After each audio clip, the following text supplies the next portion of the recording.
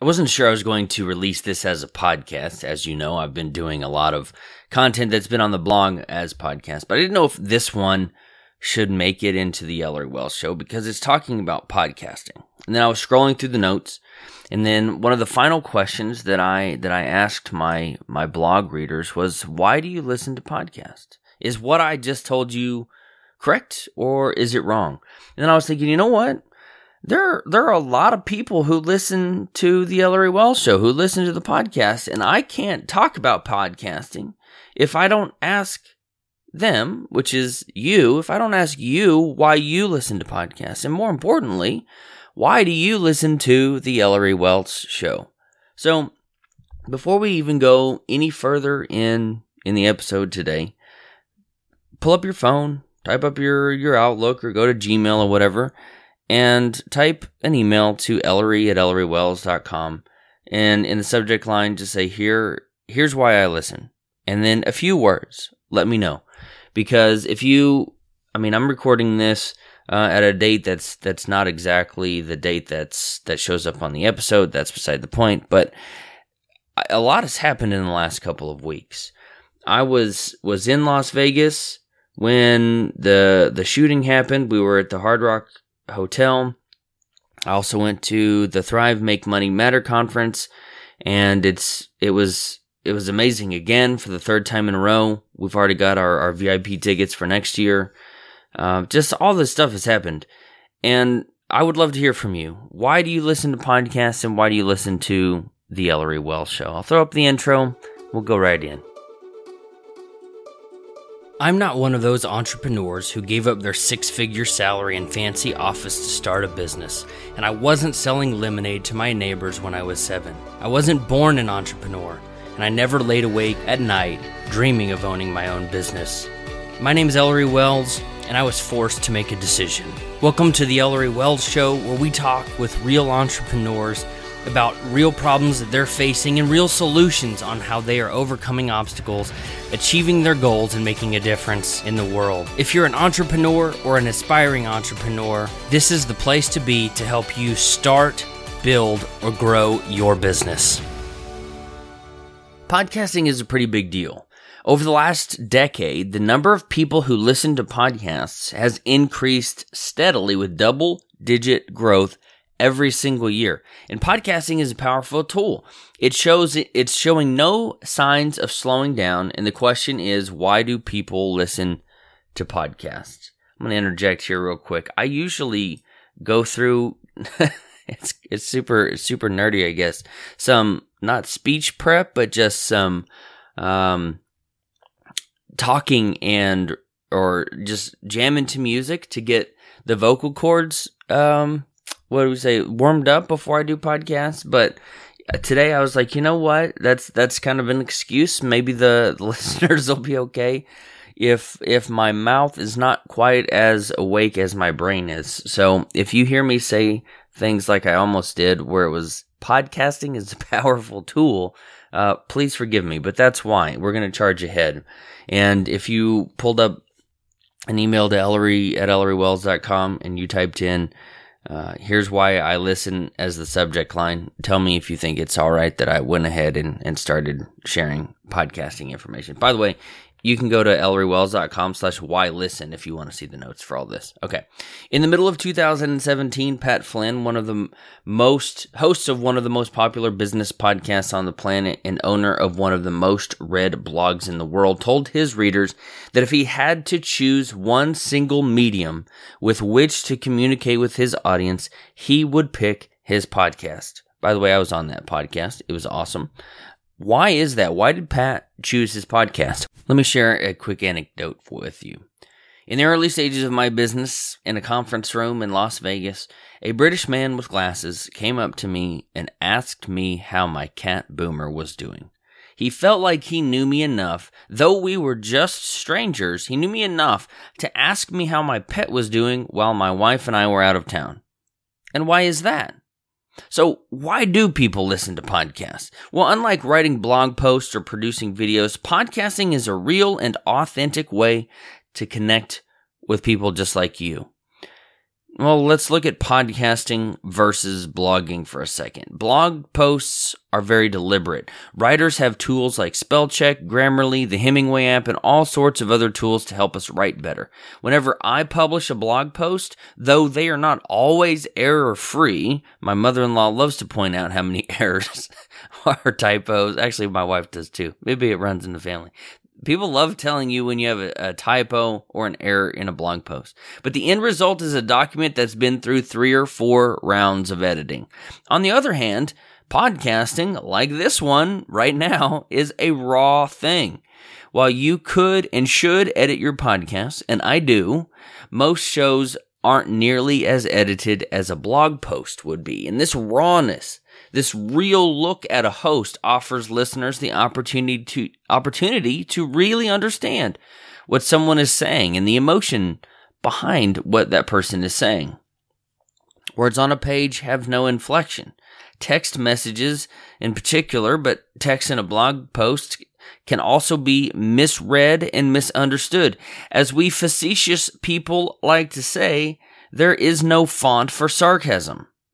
While podcasting isn't the perfect medium of communication or conveying meaning, which that perfect communication would be face-to-face because we intuitively observe behaviors in other people, but podcasting does vastly improve on the written word. When I'm frustrated in writing, I seldom type what I'm really thinking, and when I do, I usually revise my words and soften my tone. When I'm frustrated or fired up behind the microphone, well, my tone, my energy, and my frustration all go directly from my mouth to your ears. Although this could be a disaster for someone with attitude problems, well, that would also attract a certain audience too. But when a listener hears the emotion of a host, there's a transference of feeling that writing really just can't convey. And that comes from me being a writer, and I've written way more than I've podcasted. But when compared to blogging, podcasting is a way for someone with a message to spread their ideas faster and with more feeling than if they were to just simply write down their thoughts and hit publish.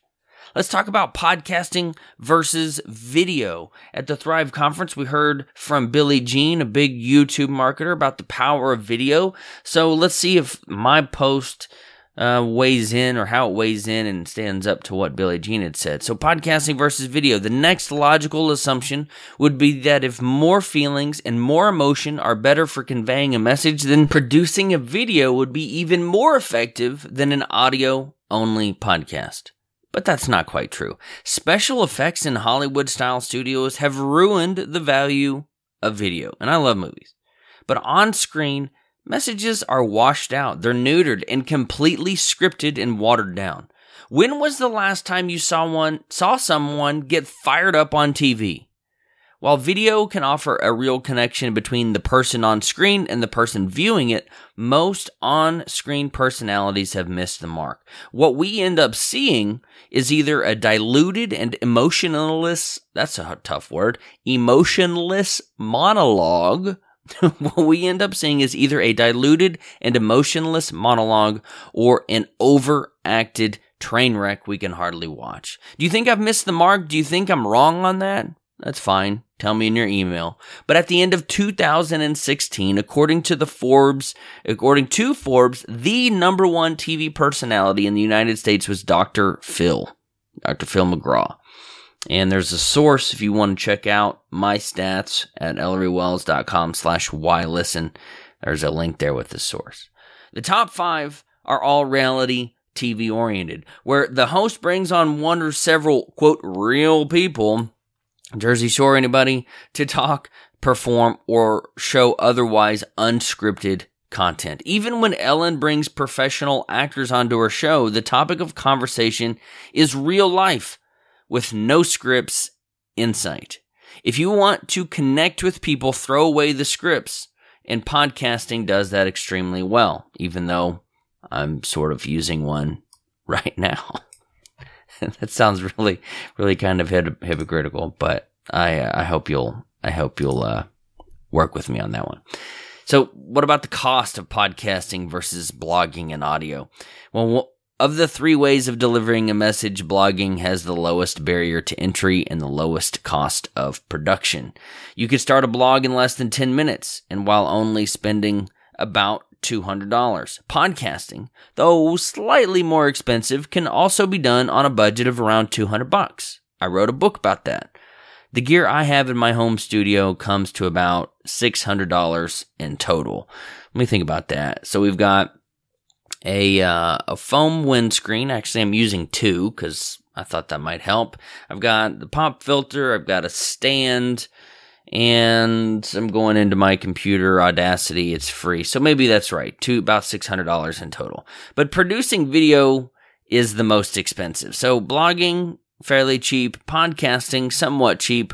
Producing video, the most expensive. Despite the fact that any smartphone can record great video, the new iPhone XS, I don't think even the new 8Xs can do 4K at 60 frames per second. Ooh, whoop-de-doo, iPhones. But even the Samsung Galaxy S8 can already do 4K. It's at 30 frames per second, but nobody really likes 60 because that's I think you would do that for slow motion, but there's a slow motion setting. I don't know. We're getting off track. I'm not an Apple fan. You probably know that by now. Anyway, the amount of equipment required to get great quality video, even on a budget, is still over $1,000. You got the phone already, but you still had to pay for it. Anyway, I love my Canon 80D. I wrote a post about it. You can find it on ElleryWells.com, but my mobile podcasting studio was much, much cheaper. With that said, it's easier and faster to produce a podcast than it is to produce a video. And starting a podcast doesn't have to cost you much more than it would if you were to just start a blog. And I've got instructions for how to start a podcast. Just Google my name, and I'd be interested to know if I come up. Ellery Wells, how to start a blog, and Ellery Wells, how to start a professional podcast. So let's talk about the accessibility of podcasts versus blog posts and audio. How easy are each of these three mediums? How easy is it for people to access them? Well, even slow internet connections can access a blog. Unless your website is incredibly slow, just about anybody could pull up your website and scroll quickly through your blog content. On the other hand, videos take up a lot of space and use up a lot of bandwidth. Nobody ever complained about a blog post buffering. Am I right? Well, the sweet spot can be found with podcasting, and it's because of this being in the sweet spot that listening to podcasts can be done from almost any device, anywhere. A blog post might be about 200 kilobytes. A podcast might be about 20 megabytes, and a video could be 200 or 2,000 megabytes. If you were going on a trip, and you wanted something to read, to listen to, or watch on the plane, you couldn't really download 50 blog posts. You could download books onto your Amazon Kindle, but if you wanted to download 5 hours worth of video, like through Amazon or Netflix, that would take you hours. However, if you wanted to download enough podcasts to fill that same 5 hours, you could probably do it in less than 30 minutes. Podcasts are meant to be listened while on the go. Blog posts and videos? Not really. Yeah, you can do both of those things on your phone, but to download, man, I was downloading, what did I download? We're watching Cheers. To download, actually, Netflix downloaded really fast. The things from Amazon don't always download very fast, but you can't download blog posts. You could probably email them. I'm just thinking out loud. You could probably email them to your Kindle email address, but I don't know how that would work. And if you keep your Kindle in airplane mode most of the time, like I do, that also wouldn't work. Anyway, sidetrack. But it's for this reason that podcasts win the accessibility competition by leaps and bounds. You can access them from anywhere, and it doesn't take all that long to stock up on hours worth of content. So why do people listen to podcasts? Well, people listen to podcasts to learn. They listen to podcasts to hear stories and tune into what their favorite hosts are doing and to be entertained. Podcasting has the distinct advantage of being something someone can do while doing other things. When you're driving, you can't read blog posts or watch videos, but you can listen to podcasts. And with the average commute in the United States being around an hour every single day, you can understand the draw of podcasting. And if you go to ElleryWells.com/why listen, I've got this cool graph. It's like bright pink. And you can go in there and you should be able to type in your zip code and click zoom in or whatever, and you can see how long the average commute time is in your city. So if you're a podcaster, you might want to try this tool out, because you can see, okay, like in Austin, it's I think 27 or 28 minutes or something. So if you put in a podcast that's slightly under the average commute time, maybe that'll help you get downloads. I don't know. But I also know people who will split a podcast and listen half in the morning and half in the afternoon. Anyway, ElleryWells.com/why listen, and it's down towards the bottom of the page. Because here's the thing, listeners are tired of the news. And they are uninterested in the lies, the hate, and the negativity spread by the mainstream media. And they want something new that they can listen to in their cars. And that something new is podcasting. So let's wrap it up. Almost everyone on earth has a cell phone, and almost every cell phone can play podcasts. When we listen to podcasts, we feel connected to the host, and we listen longer than if we had pulled up a comparable video or read a comparable blog post. At the very beginning of this episode, I asked you the question, why is that? We're talking about Pat and the person who asked me about Boomer. And to answer that question, it's because podcasting allows listeners to feel like they develop a personal connection with the host. When the person behind the microphone shares their story and invites people to the conversation, amazing things can happen. Podcasting enables a relationship that no other medium currently is able to provide. I will throw out there, random thought I just had, because Ready Player One is coming out in the next few months, and it's a cool book. And in that book, they talk about having your own personal video streaming service. And I guess we've got Snapchat, we've got Instagram Live, and we've got Facebook Live, and we used to have Periscopes and Blabs and all those kind of things that were there for a hot minute. But you don't really download those pieces of content and repurpose them. They're more for behind the scenes. If you're wanting to make a real connection with people, I guess you could say, yeah, I've been watching your snaps. I mean, that I've had that, and one of our friend Miriam was sending us snaps as she was watching Game of Thrones, and it was pretty hilarious. But podcasting is an intentional way to communicate with people, and also be kind of raw that blog posting and videos might not provide. So anyway, I do like podcasting. I don't do it as much as probably I should. Maybe as much as I want to. But as I mentioned, I've got to get the overnight gunk out of my throat if I'm going to podcast in the morning, and then I have mastermind calls and coaching calls and those things, and then after I've done a bunch of those, I don't necessarily feel like sitting in my office and recording more podcasts. But that's also partially an excuse. We do the things that we want to do, even if we don't like them.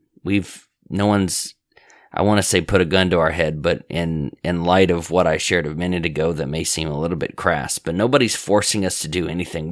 We actually have the exact lives that we've put together for ourselves. Long story short, podcasting is awesome. I love it. I love that you listened to, 15 plus minutes of me doing this.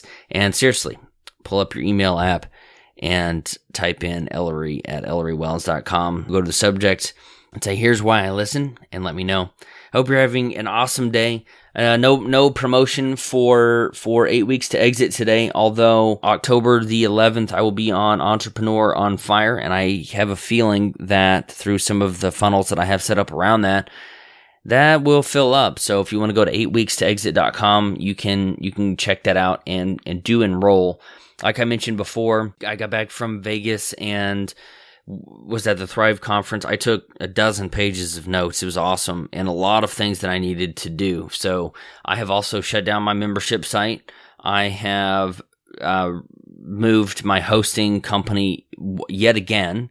I've got a new affiliate program for WP Engine that I'm really excited about because that's the company that I switched to. I went from paying $4 a month for web hosting to about $15, and now I'm up to about the $30 mark to create a better, faster experience for you. I don't want you waiting on ElleryWells.com to load. So anyway, that just gets totally sidetracked at this point. But why do you listen to podcasts? Think about it and let me know. I hope you have an awesome day from Round Rock, Texas. I'm your host, Ellery Wells, and this is the Ellery Wells Show. Have an awesome day, my friends.